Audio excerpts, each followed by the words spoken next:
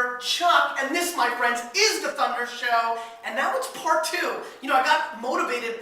You know, it's rare to have such a, you know, I'm such a humble guy, a legendary guy, a guy who's really seen a lot happen in the place that America considers its, you know, its capital of the wine world. So I kind of got inspired to grab the camera and ask away. That was a lot of fun. That was a great time. So now let's get into the wines. Okay. So this is the important part. Yeah, I mean, you know, we yapped a little bit, and we know you like Formula One now. I like that. Charles Krug, 2007 Sauvignon Blanc. From Napa Valley. What's the suggested retail of this wine? Suggested about 15 to 17. So you can find that range. It varies around the country though. Sure. And you did mention that Sauvignon Blanc was your favorite variety in the last part of our interview episode.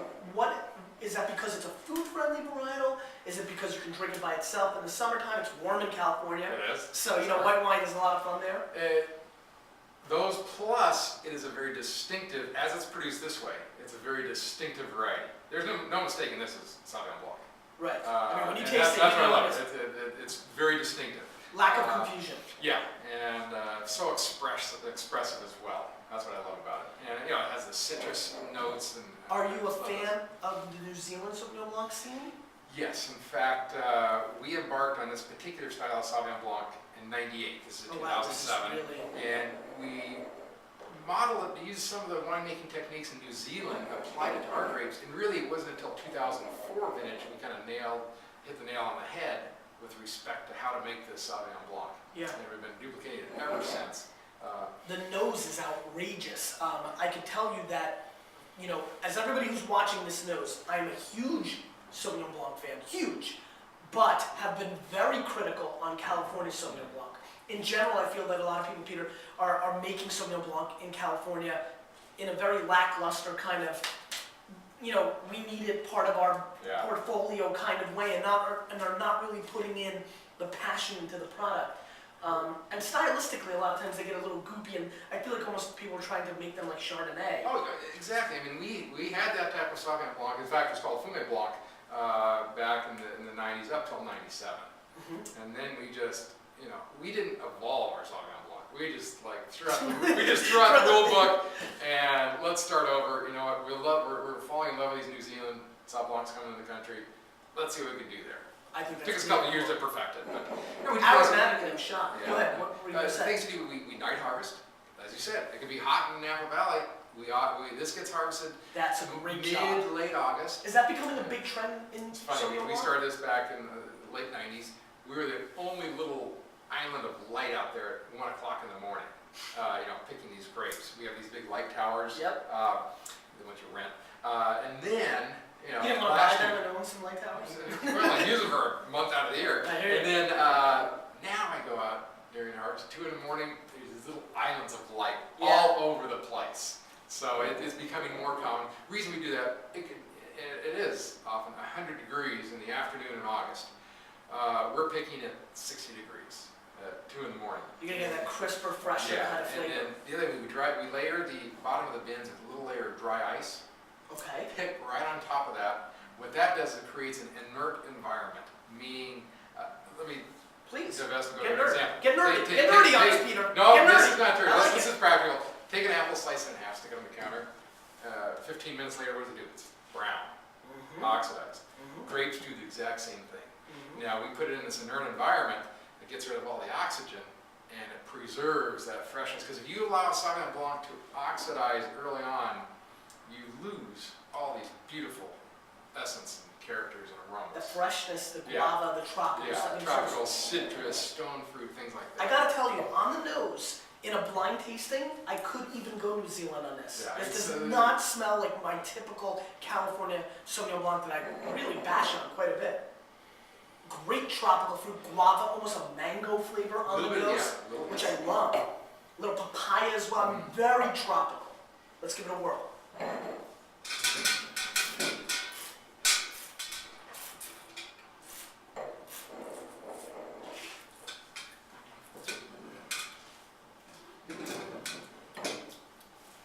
You guys have watched this show long enough to know that I have, maybe I'll go a point or two higher because the guest is there and I'm just a nice guy. But I'm gonna exactly. But I'm going to just tell you right now, this is one of the more interesting Sauvignon Blancs that I've had from California in a long time. I'm very caught off guard by the high acid level on the back end, which I think is imperative. You know I'm addicted to acid. It makes it much more food friendly, and this is loaded with it. Yeah, good. This is room temperature. It's 14.2 alcohol, which probably means it might be even a little higher. No, it's actually right. Yeah? It's right there. We You're try to get close. I know you're allowed 1. Right, you're allowed one. At that level. Right. We're pretty close. Okay. It's right on the border there. And you know what, I mean, believe that, because I'm surprised even at room temperature, you know what happens with white wines, you're gonna catch a little more of that alcohol. I'm not on this wine. I'm just continuously getting a lot of that, you know, tropical fruit. I almost get like a dried green banana peel flavor here on the back end. The finish is quite long, the acid is quite high. 15 to 17, he's saying, suggested retail, which makes me hope that you may be able to find this wine for $12.99, $13.99 around the country. On occasions you might. He might not prefer Yeah. that, but you know, I think that may be the case, and you start getting to that price point, and where Sancerre has now been priced, and New Zealand Sauvignon Blanc's pushing, this now gets to maybe even a value play for the quality. Peter, I gotta be honest with you, I'm very caught off guard on how good this is. I'm a very normally negative guy when it comes to Sauvignon Blanc. I even made a plea on the show once to have all of California rip out every piece of Sauvignon Blanc, because I had like 50 in a row that were so awful. Well, I mean, you know, if you want oak, go buy a Chardonnay. There's lots of options there. I don't think Sauvignon Blanc, there shouldn't be any oak in Sauvignon Blanc. It's so distinctive. This has great grapefruit flavors. The analogy I use is, and I've tasted them before, I can take Sauvignon Blanc, I can take Chenin Blanc, or I can take Chardonnay, and I can vinify them, make them into wine, and you won't be able to tell the difference between Chardonnays. I would challenge you to find a variety in a winemaking technique that you take a different white variety and make it taste like this. Can't make it happen. You can't. Can't make it happen. It's distinctive. DNA, you know, and the Sauv Blanc DNA is all in it. Its expression, its flavors, and aromas, and everything. I think this is fantastic, and I gotta be honest with you, I hate that it's so good and I'm gonna review it in front of him like this, but I'm gonna give this wine a 90-point score, which is completely out of control in my mindset for California. Do you see how I want to say New Zealand? For California Sauvignon Blanc, the melon, the grapefruit flavors, much more distinct on the palate, where it was more tropical on the nose. Peter, I gotta tell you, this has actually made me get a little bit more confident in California. I'm pumped right now. That's great. I'm There are some other people I think are starting to pursue this, but there's still the heavy-handed regime out there. You know, I gotta tell you something. Regardless, I think, with what happens with these two next red wines, I may now leave globally in my mind and think of Charles Krug as a Sauvignon Blanc producer, believe it or not. I mean, this is so shocking to me. It is. That it is this for is a lot so- of people. Yeah. Good job. Yeah. Wow. Well, thank you. Thank you. Good for you. I'm really quite surprised. Let's move on to the Merlot. Okay. So we have the 06 Merlot here. What's the story with this guy? Okay, What's 06 the Merlot. Ritz? Now, 06 was an interesting kind of vintage, wasn't it? Yeah, it was, but A lot of I'd different like ways. to talk more about just the grapes and stuff. We, all of our own grapes, except there's a little bit of Syrah in here that comes from an outside vineyard, so we can't call that one a And do you steak at remember? that point. Do you know how much Syrah is actually in this? It's word? only a couple percent. Two, It's three, about, kind of thing? yeah, no, less than that. It's about 95? 93% Merlot, and then the balance is principally Cabernet, and then just a hint, like half to 1% Got it. of Syrah. But what I like about the Merlot Now, do you is... think, I'm sorry to interrupt you, but I think this is fun for the fans that are watching. Do you think a lot of people have still no feel that, you know, the rules allow people to blend a little? And I mean, there's so few wines that are 100%. Do you think, and not that that's bad, because the great wines in the world a lot of times are blends, but do you think the average drinking public, from what you're traveling and seeing, realizes of these little nuances of blendings? I don't think so. I think many people say it's a Merlot, so it must be 100% Merlot. Right. But it's actually, I mean, legally it can be, it's 85% is the Right. legal So requirement. if you're 85% Merlot, you or could be, more. now you could be 15% anything in California with Merlot? I mean, can you Anything. put, Not like Bordeaux. right, It could be, you could be 15% Blue Portuguese. you could put 15% Sauvignon Blanc in there if you wanted to. I mean, I don't Roll think the you dice. would, but, Right. but just an example, Sure. yes. As long as it's a great. What do you yes. think about that, personally? Without As getting too long as political, you don't weaken up the 85%. I know there's been talk about lowering the percentage. And like you that. would not want to see that. No. You get to 75, you start really doing. Yeah, I think there were arguments some years ago to 50%. Oh, You know, 85%, I think. The Would you be in primary favor of people- pushing it higher, maybe even 90 or 95? I could go that way, but 85, I think, still gives it very solid footprint for the underlying variety. Got it. Whether it's Cabernet or Merlot or And whatever. suggested retail of this? Suggested retail is be low 20s, 22, 24. It does appear at occasions like 1999 Sure. or 1899. Got it. Good fruit And by on the way, nose. Sauvignon Blanc is 100% Sauvignon Blanc. Okay. It does have a couple percent Sauvignon Muscat, Oh, no kidding. but that's a variant of Sauvignon Blanc, so it can still Sure. be called Sauvignon, Sauvignon, not that's to right. confuse the Yep. bullshit. You're starting to get nerdy again, Peter. No, I'm sorry. It's hold good. on, No, it's just- good. just- It's good. Okay, our Merlot tends to be bigger and richer in style. That's my observation. What we do is we actually seek out, of all the acreage we have, we seek out the areas that have heavier clay soil. Okay. And that's where the Merlot goes to. That's not good Cab land. That's Yeah. very good Merlot land, so that's where we plant it. It's in Carneros, it's in Yountville, there's some up in San Elena, and I think that really accentuates the What did you guys see? Again, having you here, I'm going to pick your brain, fun for them, fun for me. What did you see after the sideways effect, Merlot? We heard all about it. We've read articles about Merlot sales tanking. At Wine Library, we felt it. Did you guys feel it at all? Well, first of all, on our Pinot Noir side, we do a modest amount of Pinot Noir. It's not our big focus, but we always produce it. By the way, and I'm going to give him another plug. And again, I'm not a traditional, I've had some older Charles Krug cabs that I've loved, and we've always carried the wines, but the Pinot Reserve thing I had last night. That's our Dr. Maurice Galante Reserve That- Pinot Noir. Somebody asked me last night, last night I had 96 Insignia, we did an event last night. I had some Montelenas, we had some amazing wines there, and somebody said, what was your favorite wine of the night? And I said, that Charles Krug Pinot, maybe Oh, you caught me off thank you. guard. What is it, like a $40, $50 wine? 50. Okay, Yeah. yeah, it It's felt really like just serious. available at the winery. Over the internet, though, things Is it like a wine club kind of thing? that. Wine club or e-commerce. You It can was call them really up and It was do really that. good. So anyway, Just to jump back into that, how much of that do you make? This is not for me, I'm sorry. That's probably about a little under 1,000 cases, I think, on that. So anyway, go ahead to your So on Pinot the Noir. Pinot, let me just talk about, we've been producing the same amount of Pinot Noir for years and years and years and years. Don't really market or anything like that. And then Sideways comes along and we didn't do anything, didn't change price, nothing. And the sales in 1 year shot up 73%. We sold out in like 6 to 9 months. And, and that was it. Merlot, however, actually not however, our Merlot for the 5 years following Sideways continued to grow. Modest levels, But you didn't feel it. but it continued Do to you grow. feel like the relationships that you've had in place, more from a business standpoint than Merlot itself's brand? I think it's our particular style of Okay. Merlot. I think it helped, and our relationships with our distributors and stuff helped as well. So I get almost like a roasted pepper meets strawberry thing here, a little bit more than just fruit on the nose. yeah, I mean it's more complex type of fruit. Also like a little bit like a Twizzler strawberry kind of play, almost like candy-like strawberry flavors on the nose. It has little hints of the canniness. Sometimes dried strawberries comes across. Let's give it a whirl.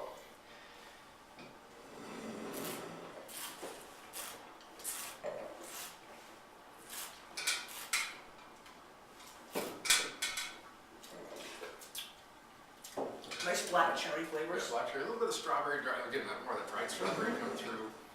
Pretty creamy, not too oaky, which is nice to see. Yeah. Always scares the crap out of me, is the oak. Well, we try to do modest levels of oak. What's the oak treatment on this? The oak treatment on this Do would you be, remember? it's about 16 months Okay. in oak, combination of French and American oak. And is it it's new about a third new. Got So it. we go through a regime of, When do you guys retire new, barrels? third, yeah, When do you retire after 3 years? to 5, 3 to 5 years. I think you can see it here. I think so many people got overwhelmed with the 100% new oak thing, which was too eggnoggy, vanilla, too over the top, cedar box for me. This is much more subtle, quite clean. Actually reminds me quite a bit of, a 2003, reminds me quite a bit of like a 2003 Saint-Emilion style. Kind of like, that brighter vintage in Bordeaux, but still that, classic Merlot characteristics. Yeah, but a nice richness to it and good solid fruit notes I mean, to it. for me, it's just a work-like product. I wouldn't say that I'm going berserko over this. I do like Merlot. I'm not one of those kind of characters. I do like the dark fruit, and I do feel that a Cabernet fan would like this because it has more oomph than some of the thinned-out Merlots that I've been tasting lately. I think it would appeal to a bigger palate. Yeah, and it often does. We have a lot of people that, buyers that just don't like Merlot. Merlot. I get them to taste this, they like it. A lot of people consider it, we call it a Cabernet drinker's Merlot. Yeah, I can totally see that analogy. I mean, for my palate, probably an 87 plus, 88 point wine. I think it's very serviceable. I think it's a solid Merlot. Maybe I'm still so excited about the Sauvignon Blanc that I'm clouded by this wine because I say to myself, wow, can I find two of these for the price of one of those? But for Merlot fans that are looking for a little more oomph, or if you are a Bordeaux drinker, especially in the 03 and 05 vintages where the fruit was more upfront, this could be an interesting alternative. Yeah. Let's move on. I'll state it. Thank you. And now this wine, which is really the first wine that kind of early on in my career made me know about your winery. I was chasing a 94 or 92 for a customer of this early on in my career. God. So, yeah, this is the 2005 Generations Family Reserve. This is kind of your Bordeaux I wouldn't say Bordeaux. You've got so much going on here, but Yes. it's a blend. it's Bordeaux except for Syrah, right? Exactly. Because you use, and everybody's gonna get excited, they use Petit Verdot in here, which is a grape that I think is so massively underrated. Yeah, it has to be used with caution too. I mean, See? that's a blend. Yeah, no, see, they know. I mean, I love it, but they all say this stuff. Why is that, do you say? It tends to be a little more one-dimensional, very powerful. Yeah, but that one dimension is tannin. awesome. Well, it is, but that's not the other thing you want to taste. Fair enough, fair enough. Just rinse a little. Let me break down this blend for you. This is 62 Cab, 23 Merlot, 9% Petit Verdot. That's on the upper end for us. I like that. 3 Cab Blanc and 3 Syrah. Tell me about this project. This is Started in 1991, and let me just regress a little bit. Please. My brother Mark was overseeing the winemaking at that point for Charles Krug. Suggested retail? Suggested on this one is 50. Yep. It's predominantly more in restaurants Yep. than it is retail Yep. stores.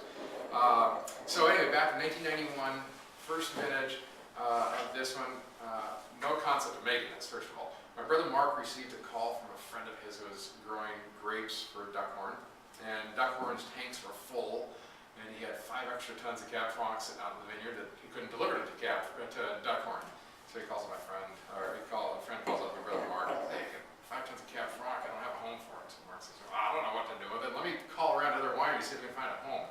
And then, that afternoon, our vineyard manager calls up and says, our Slinson Cabernet is ready, it's our best Cabernet vineyard. Our Will Lake Merlot is ready, our best Merlot vineyard. Mark goes, the light bulb goes off, and calls up his friends, says, bring in the 5 tons of Cab Franc. And then he calls our vineyard manager, bring in 5 tons of the Merlot from Willow Lake, bring in 10 tons of Cabernet from our Slinson Ranch, blends it all together.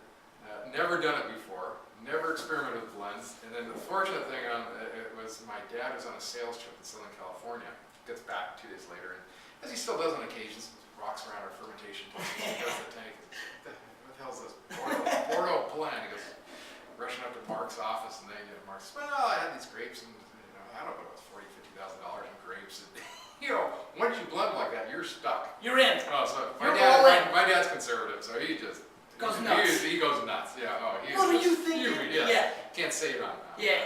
Well, we're pretty unedited show. That's So true. if you want to roll the dice, knock yourself out. So, but anyways, we watched the fermentation and how it developed and evolved, and we fell in love with it. And actually, we didn't launch the first vintage until, God, it's like 96 is the first year we launched the 91 vintage. So Maybe that, and that's it's carried why, on since then, and every year we've the first year was 3 varieties, and it's gotten more complex since then. So as you see it in this blend here, but Very it's, cool. more. I think What's the production of it? runs about 2,500 cases. Yeah, not give or take. Yeah, not big. no, it's not huge. I think it's more Great coffee notes. spice driven as opposed to a fruit driven wine. Yeah, it's got a great coffee, like mocha characteristic. Right off the bat, some dark blueberries, like dark fruit more so than red fruit. Definitely dark fruit. Little cinnamon, cedar spice to it. Yeah, it really does have some really nice characteristics. Let's go to Whirl.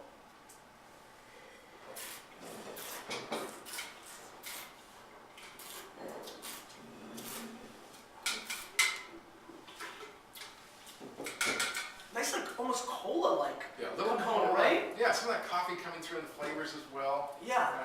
Very much more elegant in its structure. It's not. Is this what you bring out for special occasions, older vintages, this stuff, that, you know? Well, actually, if we bring out older vintages, then we go to our vintage select Cabernet. Right, okay. Which is our Cabernet. And what is that price point? That today, it's just retail today is about $75. So that would be No. the signature. That's our signature. That's the one we've been producing since 1944. And the other unique thing about it is we don't produce it every vintage. What has been the last couple window years? So you did it in 96, no, excuse me, wrong decade. No, that's fine.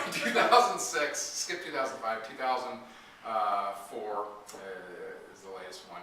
Right, did you make, and in the 90s you made it in what did you skip 93 and 96 and 98? 92 we did, 93 we did not, 94 yes, 6, 7, we did a tiny amount of 98, which actually is tasting exceptionally well right now. Yeah.